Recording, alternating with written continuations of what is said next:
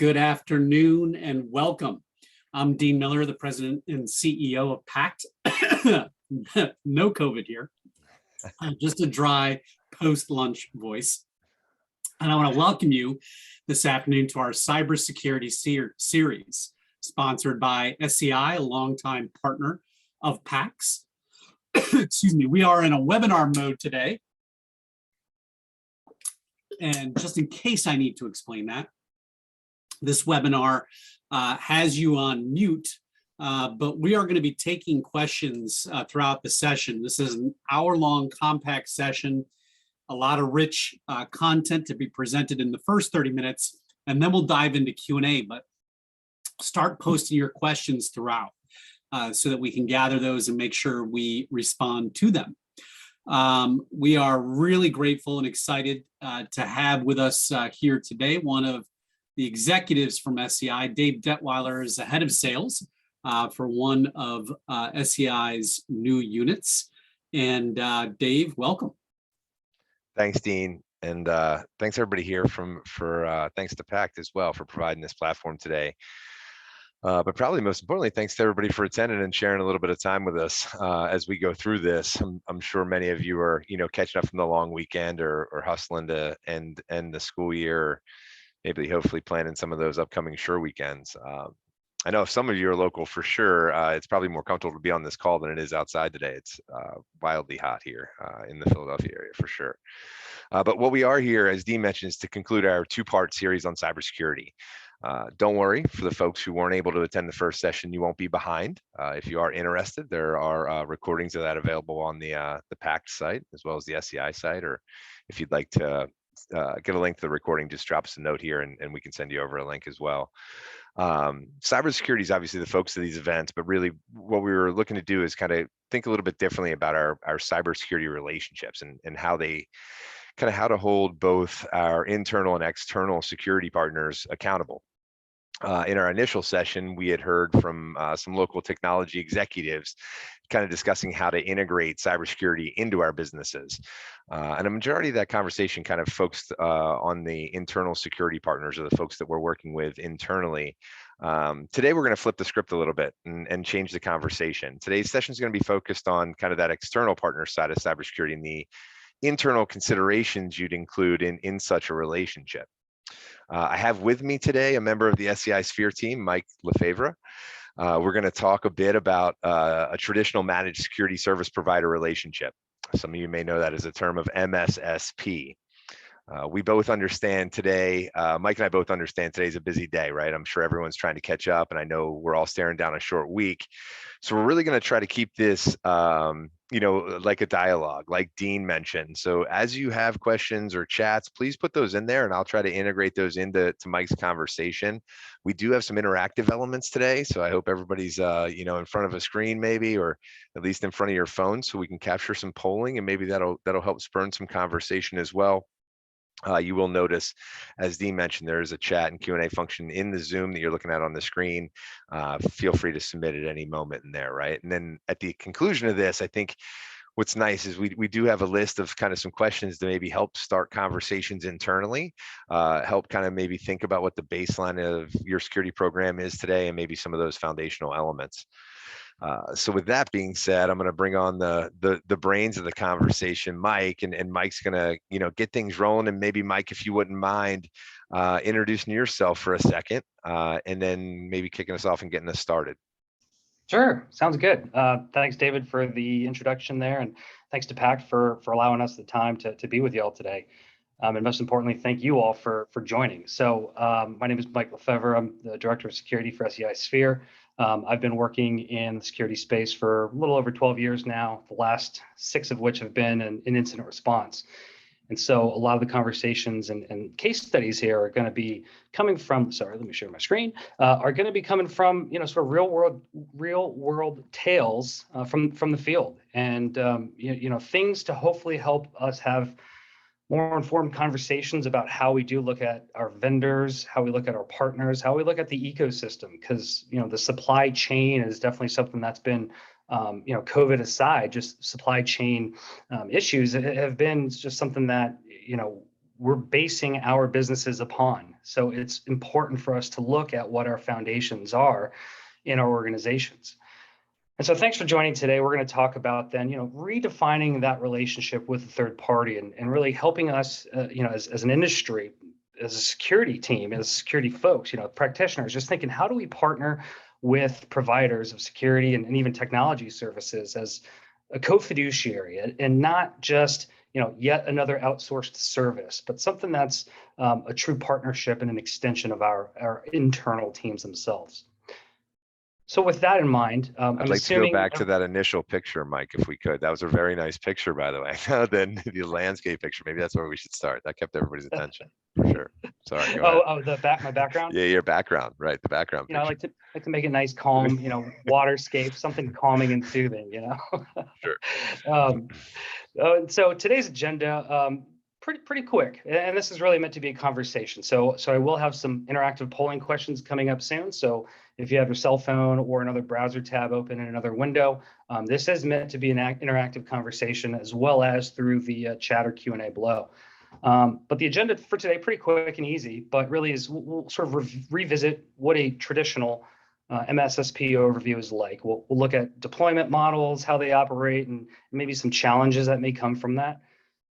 We'll then go into a couple case studies from my experience in incident response, and a little bit of a spoiler: when an MSSP drops the ball, typically clients are mad and they're the first one to kind of get thrown out. And we'll go through a couple case studies of how to prevent that from happening, because if we're looking for a good partner, we'll be together through thick and thin. And then lastly, we'll turn the corner into really the thing to think about here is in the industry, what is a fiduciary? How does that exist and manifest in the security space? And then really some takeaway questions for you to ask yourselves, your teams, your partners, and to just make sure these conversations are a little bit more informed than just, our outsourced provider is doing X, Y, and Z, and we have no idea. So with that, we'll start with actually our first polling question. Hopefully you all can see the message on top of how to join. So if you pull up in another browser tab or on your cell phone, pollev.com/ML, that's an L, not an I, ML426. It should just be an open response form for you to type in any word that helps you, what words come to mind when you think of an MSSP. And really, this is just to help us get a good idea of what do us collectively as a community here think, when this comes to mind. As well as just to understand kind of what your peers are thinking. So this is always a fun thought experiment to see what the community out there is thinking about MSSPs.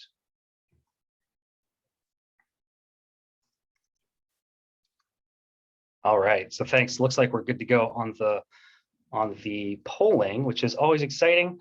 It's a good question though, Mike, right? Like you get nervous. Yeah. Everybody able to pull up that polling feature, right? This thing goes down in flames if there's no polling. There's always a moment where the demo gods, you're like, please demo, please don't fail me now. This is it, right? But I love it when technology works. And so this is going to keep populating a word cloud, which is still crazy, as exciting as a word cloud can be. Even I think that was like Web 1.0. Those word clouds are so cool. But so relationship, good. That's exciting to see that. Yes, it's a relationship, not just outsourced whatever. Program, acronym, fair. Okay, that definitely can get thrown in there in the buzzword bingo space.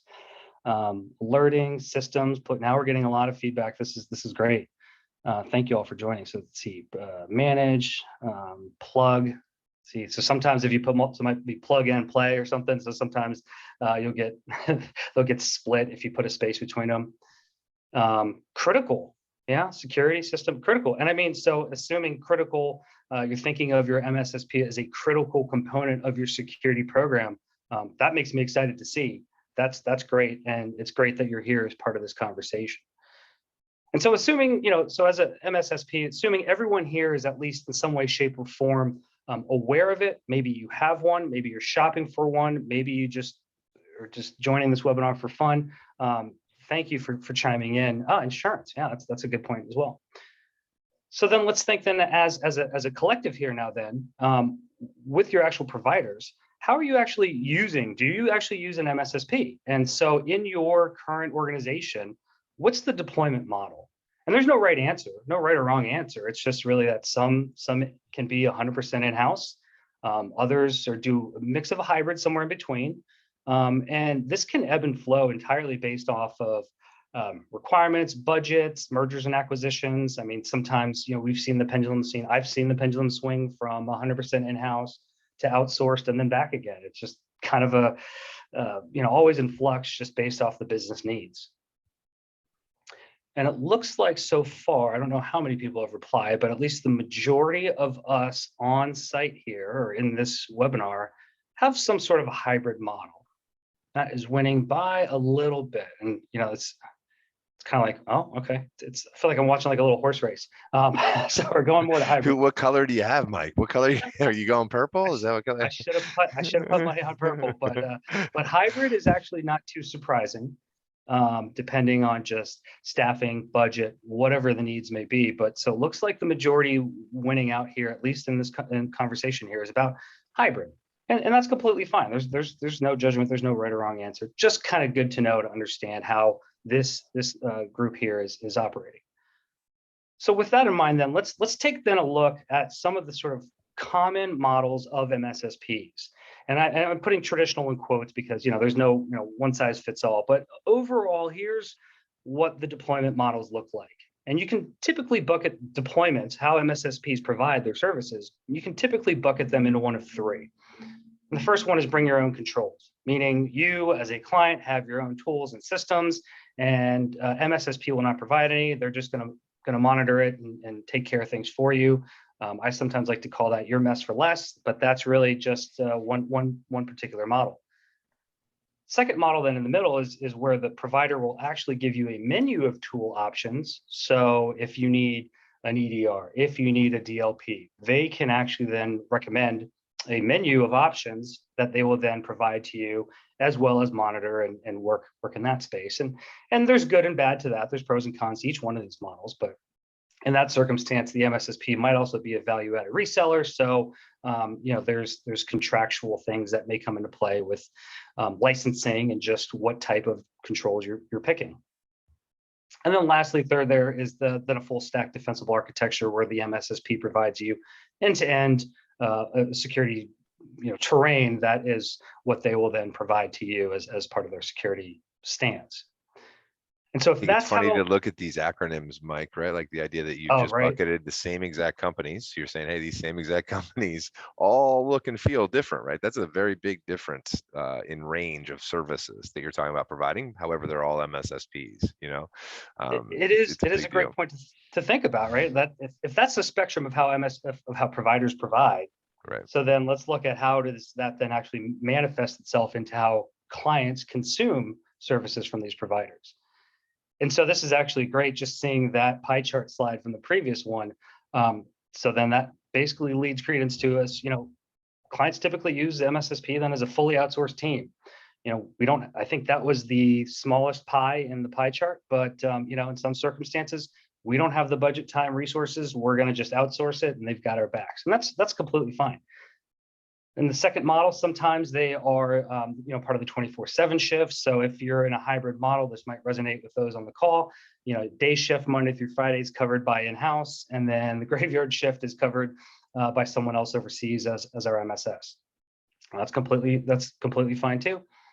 And then lastly, in the third model, then sometimes the MSSP is they're brought on as staff aug to our existing security crew. So no one size fits all. This is really just to sort of level set the lay of the land of what's out there for MSSP deployment models.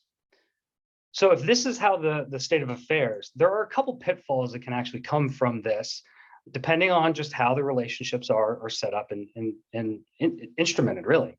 And the first is really all about aperture. And that is, what is your provider actually able to monitor? What are they actually seeing, capturing, tagging, cataloging, and assessing? And you'll probably get your monthly or weekly reports about we caught 421 alerts went off and you're good. But is it supposed to have been 422?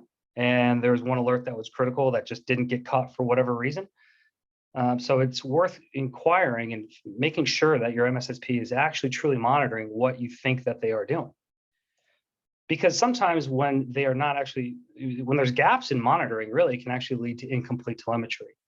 So let's say you're outsourcing log review and they're getting about 80% of the picture, but that last 20% of logs from whatever controls or switches may be, if that's not painting the complete picture, they may be missing the components of an attack that would actually complete that picture. So incomplete telemetry is definitely something that can come into play when an MSSP is not getting the full telemetry needed to be able to give you full remediation and true security. In a world with so much activity too, Mike, right? That context and correlation around it, right? Like is very important because there's so much activity, right? I think one of the things that everybody talks about in this world is false positives and the idea of things or alerts that are happening. And without that full view or that full context, it's very difficult to discern whether something is false or whether it's true. So the idea of looking at that, and as that's being, and I know you have a next step here in another bullet, but I think it's intriguing as you talk about those two terms and what that means to someone and their security posture, right? Well, it's a good, so to the first deployment model of bring your own controls. It's great if your provider can integrate with the existing tool set you have, but just because they're receiving the feeds, receiving the telemetry, doesn't necessarily mean that the signature writing or integration of those different feeds is necessarily there. Because it's sort of like, great, we can monitor your haystack, but if we can't figure out the needles in that haystack, well, I don't know how effective that can be. So there can be challenges from having tool sprawl, and there's a myriad of tools there, and over 1,000+ different controls, and innumerable vendors that can support every single control. Really, a lot of the secret sauce, in my mind, is really just how do you then orchestrate and architect all of those tools to work together in a way that actually makes sense. So that's a great point, Dave. And the last pitfall then. Oh, so sorry. Third bullet here on pitfalls. Some deployments, really, it's just outsourced log monitoring. So in the BYOC model, we just outsourced log monitoring to them. Don't know necessarily what they're able to see or what they're able to do. Some models will actually, revert that, where the MSSP will actually then remote into our SIM, and they'll, just be able to see whatever we've constructed and architected. So, one's not better than the other. It's just going to be limiting as to what your provider actually can or cannot see. And then the last bit of the pitfall is arguably one of the most important, and why I think we're all here today, is really just sometimes is it an undefined partnership. If we think our provider is doing one thing, but they are doing something else, and we're unsure of what our partnership is as an extension of our business, that can actually be really, really challenging when things hit the fan and we're in an incident response mode, and we're not sure. We're kind of pointing fingers at who's handling what, in an actual firefight. So clarifying the partnership that you have with your vendors ahead of an incident, ahead of an emergency, is very, very important than trying to figure it out while you're in flight. I think that's difficult too, Mike, right? Like, so many of us haven't gone through an incident. So then you're like, yeah, I think we're, in a good spot. And hopefully if you take away one thing, and like I said, there'll be a couple of questions at the end of this, just to ask that vendor. I think that's the biggest portion that we find, especially in this market, right? Is that just that clarity, like who's responsible? And a lot of times I think we all know, especially from an IT side, when you have multiple hats working on something, a lot of times that responsibility is difficult to determine or discern, right? Because things overlap, they flow over different areas. There's gray areas, there's vague areas. We're kind of all working on the same thing, right? So I think if there's one thing to take away, as Mike keeps going through this, but one thing to take away would be just make sure of the clarity in that relationship's important. And we've seen that across the board. Yeah, that's a great point, right? It's preparing for an incident is sometimes overlooked as don't forget to include your vendors as part of incident response. I mean, they are every aspect of your team, and very much important. And this is actually a perfect segue into my next slide. And when we think about where we put our outsourced providers, let's think about that in the context of our business. And so your business, whatever it may be, has a bunch of business functions that make your business go. And one-to-many business functions are supported by many business processes. And here we are starting to build out sort of a pyramid. And really the backbone, I'd argue, of almost every business process nowadays is technology. in some way, shape, or form, every business is a digital business. I'm sure there's a lot of cliches you've heard of just how important tech is. And really tech, right, fuels and powers a lot of what business does. And behind IT then is little old information security. And I'm saying this as a InfoSec person career, just whether it's budget or getting a seat at the table. I mean, we feel very much critical to the business, not just in providing IT the ability to do what they do best, but in securing it so that the business can operate in a manner that's not knocking out the foundation of the business. And so when you think about this structure and think about technology and security as foundational to the business, it's really fascinating to think, if we were to dig down here at the bottom of our structure, what is outsourced? Some things we can outsource easily. There's definitely, software as a service type providers, we can outsource things to. There's a whole lot that's outsourced in the tech space. But think about this context here when we are finding a vendor that is powering the foundation of our organizations. So with this sort of setting the stage, we're going to go to a third polling question, 3 of 4. Third polling question, and we'll turn the corner then into some of the MSSP sort of case studies as to what happened with some MSSPs after an actual incident. And so this is really just, you can vote multiple times at the exact same site. But what are, you individually or your organization, what are some cybersecurity concerns that you have just as it stands on May 31st, 2022? Dave, here's another one. It's fun to see you off to the races, right? Yeah, this is a good one, right? Like you definitely feel like you're at probably where people were at this weekend, Mike, at the boardwalk, maybe one of those little horse races going down the thing, kids shooting a water gun at it. I just, after losing at the Kentucky Derby, I've given up. That's it. I think this one's intriguing. There's no one concerned about budget for cybersecurity. I think that's clever. Interesting. Yeah. Well, so this is fascinating to see. It looks like staffing and risk are sort of rising to the top. Other interesting, there'll be a free response as the very last poll question. So if you care to share or in the chat, you can chime in what your other is.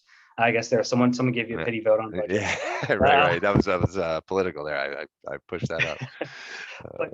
But it's fascinating. I really didn't know what to expect from this poll here, but staffing and understanding the risk. And it makes sense. You hear a lot of times about, shorting staffages. Wow, I can't talk. Shortages in staffing security folks, right? There's more jobs and expertise and all sorts of things. So staffing is not surprising. But then interestingly, understanding the risk.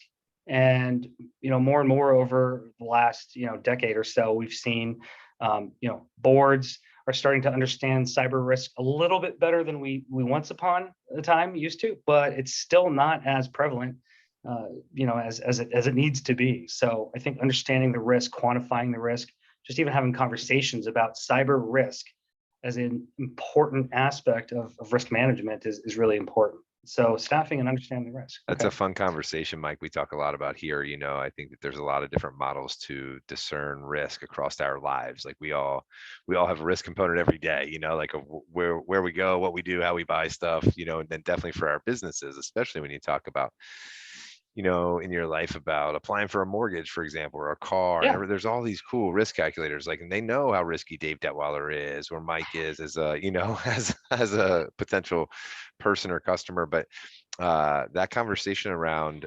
cyber risk and what that means, I think we still definitely see a lot of organizations say, well, I haven't had a problem. Do you know what I mean? Must be doing pretty good. But like, what is it?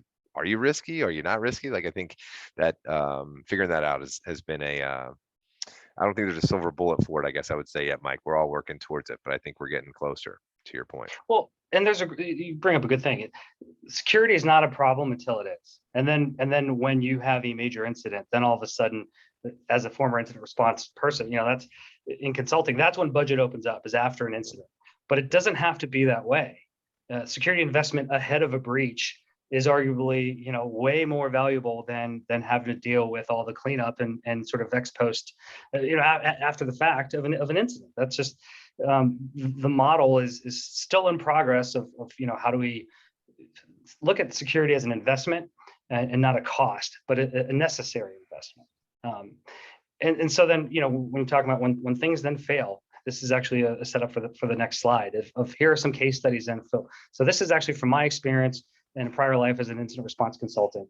And I would typically add one then, more thing before you get to the case studies too, Mike. And I know you're like, geez, this guy won't stop interrupting me, but I think it's I know, I clever love it. what you're saying, right? I like the conversation here. And I know I see a couple questions coming in too, so I appreciate those and we'll bake those into the conversation. But the idea that, I saw someone in the word cloud, they put insurance in there, and that's what everyone's talking about now. So, really it comes down to, well, how much cybersecurity do I need? Like where do I fall on that range? And what does that do to my risk? So I think that just becomes this really, at least at this point, this crazy kind of evolving, circular conversation. Like I want to secure myself. Well, how much should I secure myself? How much is that is worth? How much money should I spend on it? Those are the conversations I know that go on in a lot of organizations that at least we're speaking with, no doubt. But it's exciting that those conversations are happening because Yeah, yes, for sure. ahead of an incident is definitely way better than during or after, because the conversations are going to be much different. But so here are 3 examples of real case studies from my prior life as an incident response consultant, of where so an MSSP is flying high and going fine until an incident happens. And then when an incident happens and there needs to be something to be paid, unfortunately, sometimes it's the provider that gets thrown out because of whatever missteps may have happened along the way. And here's just a couple case studies, really just to actual real world events to think about, to consider, to just spawn conversations with your providers and with your businesses themselves. And in one particular circumstance, the MSSP actually mistyped the SIM query. They had a space between Cobalt Strike, which then effectively missed the ongoing active attack. Cobalt Strike's an attack package used by threat actors to help them, achieve their objectives. And with a little bit of human error is natural, but they missed an active attack. And it's a bad day when a company that's been breached has to tell their MSSP, hey, we had an incident and we need your help. And really the takeaway is that, does your provider have processes in place to catch human error? Or tickets being QA'd before getting closed out? Are there technology controls in place to find typos or missed search queries? There are different things we can do to help prevent human error from security space. And in this circumstance, it just didn't help our particular client, and the attack was carried out and data was exfiltrated. So just unfortunately a sticky situation, and the attackers were successful there. Kind of clever though, Mike, like the idea here is that, we all want to throw technology at things, right? There still is a human element to this, right? Like analysts being involved when people talk about that, and like there's still a person behind that scene. And I know you like to talk about there's a person on the other side too, right? There's an adversary on the other side. There's still a human on the other side that's probably going to make errors. And that's good things that, automation and technology can help with too. But like I think that is one of the things to always, consider. As good as monitoring and technology and log consumption and integration and all that kind of stuff that can come into play. Like a lot of times for that ultimate answer, there's still a person behind there doing something or looking at something. And even in some of the best organizations, I mean, I think that is what makes some of the best organizations is that talent that's sitting behind that glass, but they're still human, right? Yeah, that's a great point. And I mean, so Dave and I have had I have another talk where we talk about sort of the attackers are humans on the other side of the keyboard. And this is, I was at a talk from John Kindervag, the founder of Zero Trust, who said, cybersecurity is one of 3 adversary businesses where you actually have an active adversary. And he said, law enforcement's one, military's one, and cybersecurity is the other. So, security just overall as a space is not something that's static and set it and forget it. There is a level of tradecraft and human error to it. So, on both sides of the aisle, I mean, it is a live and active, ongoing sort of environment, and so that's one case study there that unfortunately led to just some challenging conversations with the provider. Second one then is a client was ransomed. They had the ransomware. Just not a good day getting that ransomware sign. You kind of just your heart sinks a little bit every time that ransom note pops up. But ransomware happened, contact the MSSP, says, hey, we need your help triangulating this incident. We need to figure out root cause, the attack vector, and really the scope of how much this incident, what's the blast radius, really. And sure enough, depending on where you are in your provider's queue, you may or may not get an immediate answer. And in this circumstance, the MSSP just said, fine, here's all your data. We'll just export everything, give it to you on an external hard drive. Here's a terabyte, figure it out. In an active incident, when you already have enough going on and you get another just haystack of data dropped on you, that's not the most effective circumstances to work with. And so understanding, working with your providers ahead of time, what would an actual incident look like if we need to rely on you for your help is a very important conversation to have when an incident happens. And then lastly, and this is kind of coming root to just everything here, is really, in my previous slides, we helped a hospital look for an MSSP, went through just a whole RFP process, vetted, onboarded, everything was good to go. And a couple months later, we were called back to have some conversations, and the hospital chain was actually really upset about things. And as we dug a little bit further and further, they really thought that the MSSP was going to be the silver bullet, that was the security answer that was going to alleviate any issues that they had to worry about, and they could just go back on to their business as usual. And so, we kind of coined it as responsibility as a service. And spoiler, as a business, you're still the ultimate custodian, authority, and owner of your destiny and your data and your domain and your processing of data. So you can never fully abdicate responsibility of your data and information. So that's where the partnership example, and really just trying to plant that seed of looking at your vendors as a partner, is always going to be important, since ultimately every business is really point for their ultimate data. So looking at time, Dave, anything you want to add to? Real quick little anecdote here, and maybe this will add into what I think you're going to say. But so if you think about your providers and companies and organizations, and really just in general, along the way, I've picked this up, that you can kind of map these onto two axes of competence on the y-axis there, and really, how skilled are providers or technologies or just organizations. And then on the x-axis there is a little bit of confidence. How just assured is the provider and what they're able to do. And if you break these down into 4 quadrants, as a rehabilitating consultant, that lower left quadrant there is totally workable, right? I love that. Low confidence, low competence. That's where I used to formerly thrive in helping grow organizations to get better at security awareness and security efficacy. So if we work our way then clockwise, if they're low on confidence but very skilled, then maybe they just need a pep talk, and that's actually a good space to operate in. That's okay. I said no problems with that, and understanding that there's continuous room for improvement in security. In the ideal sweet spot, upper right corner, you're highly competent and very confident about what you're doing, and hey, nothing more to be said there. But arguably the scariest is the lower right quadrant, is where you have sort of swag and buzzwords that don't necessarily get backed up when you peek under the hood. And so that's the area of concern when thinking about just what organizations are doing in the security space. Take a look at that and make sure that the actions and abilities are aligning with what level of confidence you're seeing sort of publicly. I think that now to the last little bit, but over to you, Dave. Yeah, I'm going to cut you off so you can get a drink of water there. And I'm actually going to put you on the spot, Mike, because this was not rehearsed for everybody sitting here. So sometimes that's fun. When you look at that, Mike, like how do you discern confidence though? Like to your point, like how assuredness are they? Like what is there an example of that, Mike, that you've seen in your past? Like how do I know if someone's confident or not? Maybe they're just blowing hot air.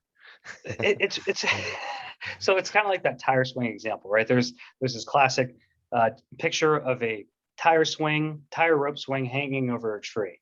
And the way ops versus sales versus marketing versus billing, right? Everyone has a different lens at how a widget is supposed to be. And I think sometimes the challenge is that these decisions are done in silos. So, the purchasing authority versus is this being dictated by the board versus it's the director that purchased it. If we only got together all the right parties, just like we look at financial risk and credit risk, like all those things you talked about earlier, we look at those holistically as a team.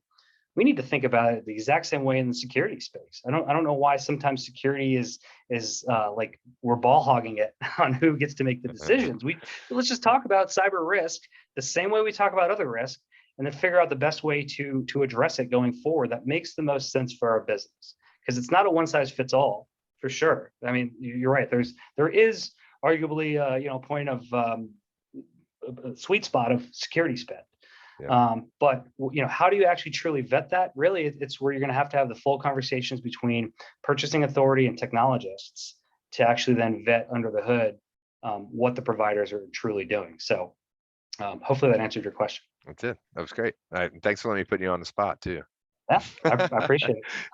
I love it. So if we're okay on time, still open up for Q&A. Just have 2 more slides left, really, and 1 more polling question. But just to think now, then, understanding where MSSPs sit in our organizations, some challenges of when things have not gone well, and then really this concept of fiduciaries. So we've talked a lot about financial fiduciaries and financial risk and credit risk, and this came up relatively recent to me, and it's something I had personally never seen in the security space in over a dozen years. And looking it up on Wikipedia and seeing it on TV, and fiduciary is a person who holds a position of trust with another. And kind of went through thinking more and more about it. I won't fully read it, but it just got me thinking, does this exist in information security? And I don't fully yet have an answer. I really welcome having conversations about it, whether you want to email me or talk about it later. But where does this exist? Does InfoSec fiduciaries exist? And so, I know fiduciary as a legal construct is something that exists. That's beyond the scope of my expertise. I'm just going to stay in my security swim lane. So I'm not going to claim to understand legal ramifications of fiduciary, but really just trying to think, how does this exist in InfoSec? And so with that, then I'm going to turn to some of the last questions we can ask InfoSec providers or MSSPs, or just even your organization. Here's some questions coming up on the next slide. But Dave?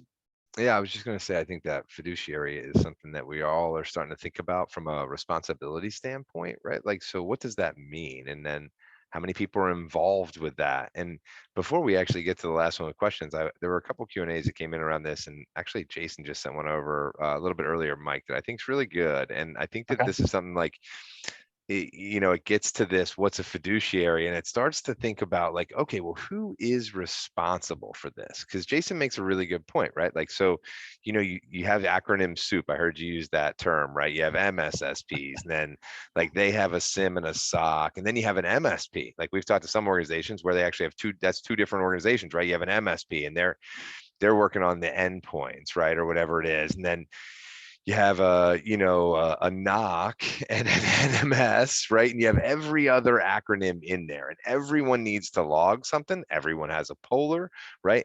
And what ends up happening, and this is funny because this is a different presentation that Mike and I had done about a month ago. What typically ends up happening is this, right? Like there's just people pointing different ways at everybody else. And it's really hard for you as an organization to get to the bottom of it, right? Because I have a problem, like maybe there was this, there's an incident and Mike is the NOC and I'm MSSP, and you do some stuff internally. Pulling that all together can be daunting, right? So the idea is, the question I think that was specifically asked is, how do you blend them all together? So my first piece of this, and Mike, I'll let you add some words of wisdom here.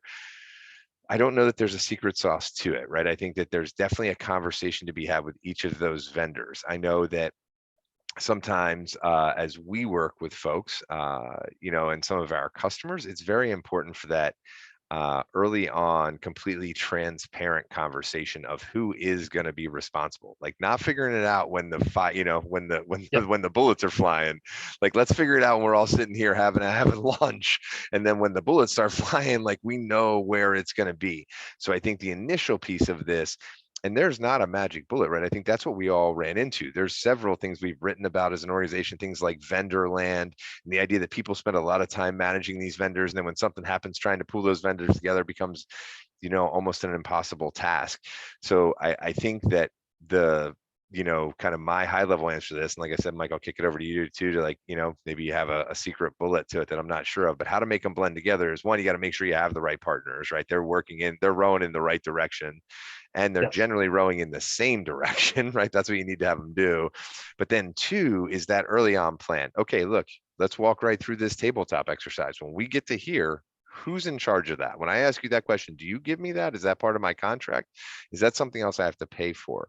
How does that work? And do you have those people on staff to do that? And that's for everything. That is for NOC, that is for SOC, that's for, every acronym I think that, we see in the world. But, and I'm sorry to say, I don't think there's a silver bullet for it, but I think it is conversation and that transparency up front of these are the vendors I have. Everybody's aware of those vendors. Sometimes we see vendors having the ability to communicate with other vendors. Some of the best things we've seen, right? So it doesn't necessarily, you might have 2 vendors here and the point person is in the middle trying to pull that together all the time. It helps if vendors are able to work together, and get in the same room too and be able to talk it through. I don't know, unless you have a silver bullet, Mike, on how to figure that out to make them all work together. Here's a silly story, and Jason, I saw your question. Thank you for sharing that. And just this overall just made me think. A lot of times in tech and security space, we think sort of tools first, and then figure out how to kind of plug and play them and make them all work. And as a silly story, during the peak of the pandemic, my father-in-law came down to visit here, and we went to Lowe's, we rented a saw, bought 1 big sheet of plywood, screwdriver, sander, and paint. And my wife wanted a new cabinet installed in our basement. So we bought all these tools, and I just followed whatever my father-in-law said. I don't actually know how to turn a sheet of plywood into a cabinet. And so we could have bought the best tools, the best hammers, whatever. That would not have, if it was just me, that still would not have made a cabinet. So a lot of times it really comes to having a good, strong point person that understands who to direct and how to use the best of the tools that exist. So silly story, but that's just what came to mind to me. No, I think it's a very appropriate story, and I appreciate the conversation now. So as we're talking about this, someone else just submitted a note. So are you saying that the best practice is to have NOC and SOC together, for example? Well, that may not be the answer either. We were just talking to someone the other day who, their NOC became a SOC, right? So that's a very trendy thing to do, right? Like, hey, where's everybody? Cybersecurity is a big event. We're really good at network. We should just become a security component too, right? So we're using the terms, you went from an MSP to an MSSP, right? And hey, we're here, we're doing it. I don't know that that's necessarily the best thing to happen. I do believe that there are good organizations out there that can provide both. And yeah, that's the best case scenario. You get one hand to shake, I think is what the term we like to use, And also, I believe that the segmentation between those two is becoming very, very gray, by the way. I think security starts at a baseline on the network side. It starts at NOC. So people using the term NOC and SOC as separate from security, I think that they are all getting very close to being one and the same. Because if you have a resilient network that's set up, that is in place and proactively enhanced and solidified, you're in a much better situation to prepare to protect yourself, right? So I just want to be clear. No, I don't know that there's an opinion of it. Yeah, if you can find one vendor to do both very well, that's probably a very good scenario because you limit down your vendor scope. But just be wary. We've run into it. I know Mike's seen it too, of organizations that cybersecurity is kind of a trending topic, right?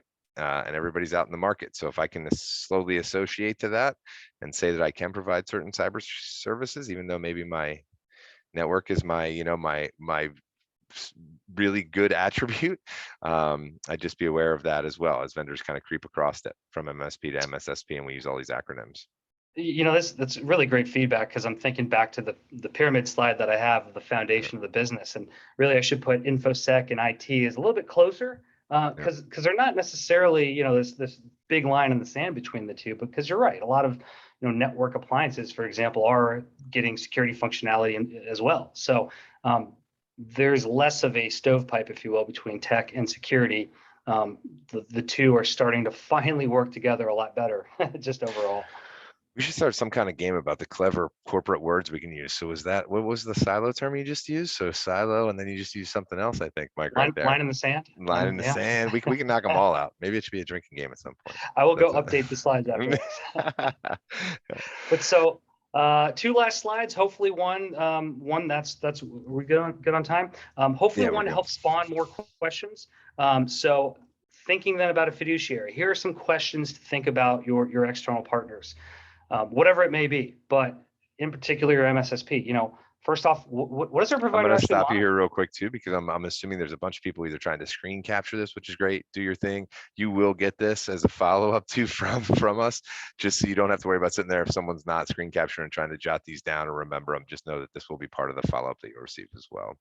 So sorry, Mike. I just didn't want No, everyone not to pay attention to what you're about to say and be sitting there like I would be trying to write these down to make sure I didn't miss them.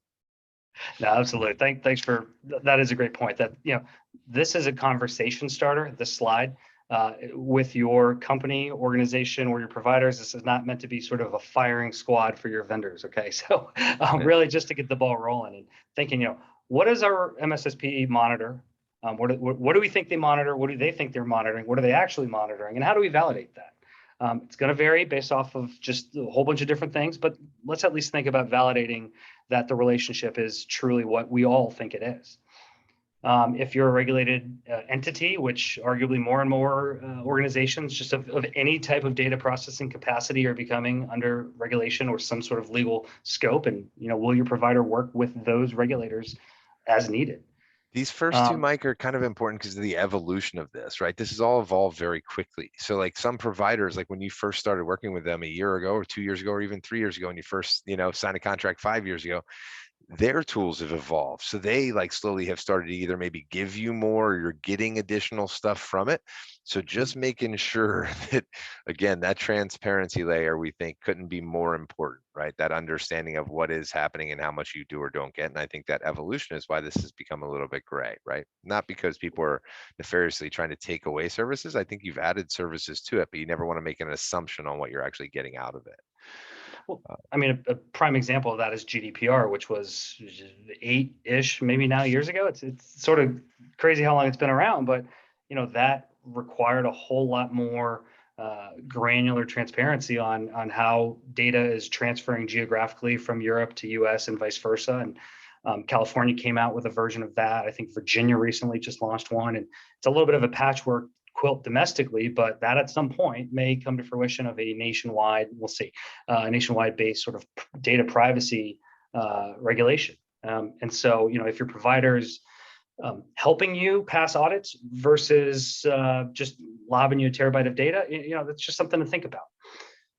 So then, along those lines, does your provider actually help you get security outcomes? Meaning, do you actually get remediation and restoration?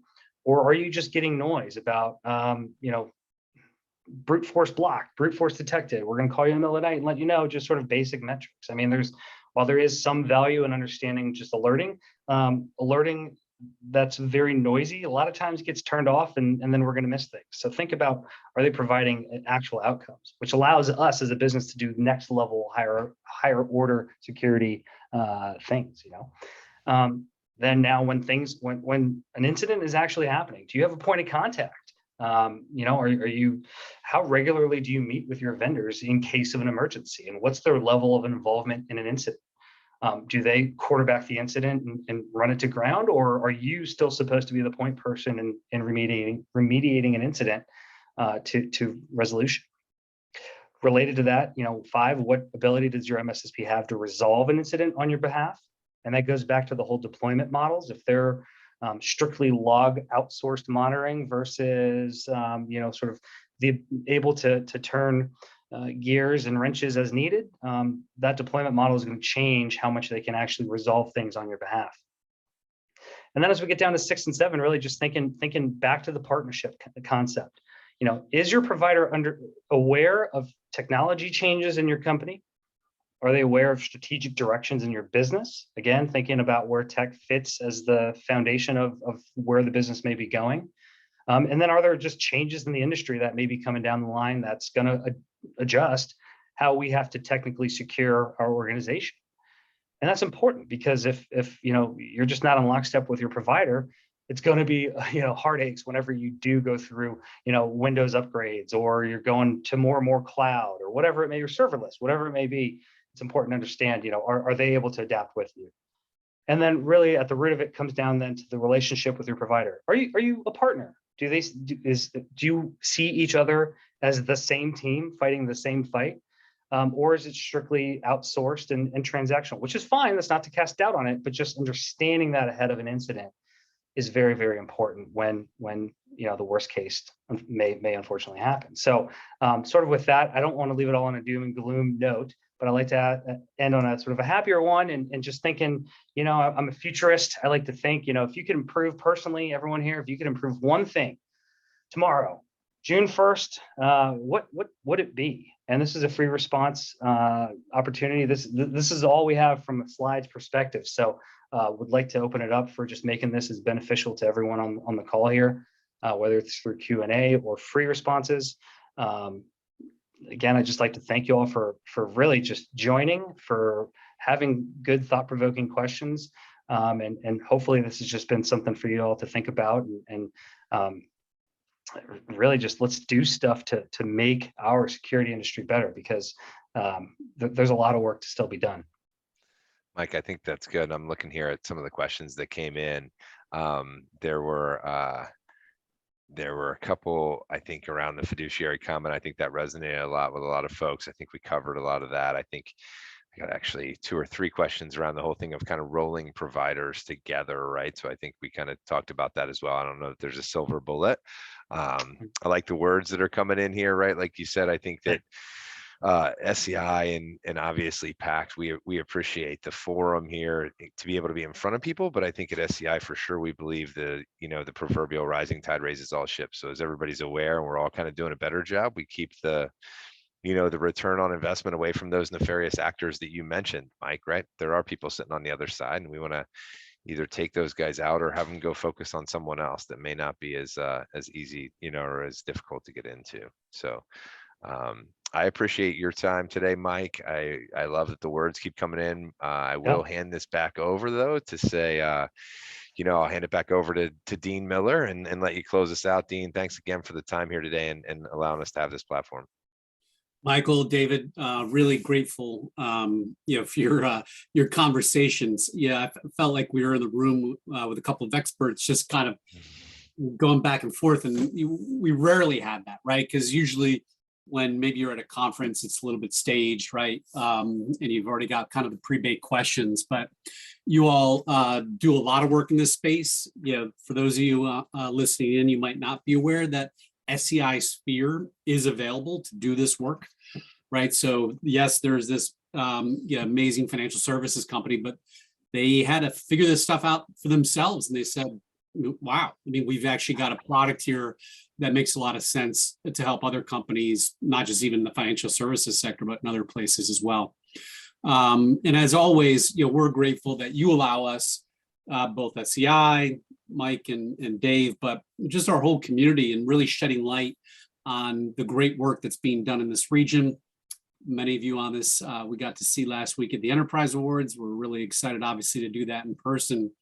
But we certainly have incredible resources around a host of technology areas in this region. And our job at PACT really is to help connect those resources, to elevate those resources. And on that note, we are thrilled to be able to have done that here today around the cybersecurity space. So with that, we're going to let you transition, because I'm sure most people got a 4 o'clock no matter what we're doing. We're going to appreciate a few minutes of breath to go do that first. But again, Michael, David, grateful for your participation here today. Thanks, everybody. Thank you all. Take care.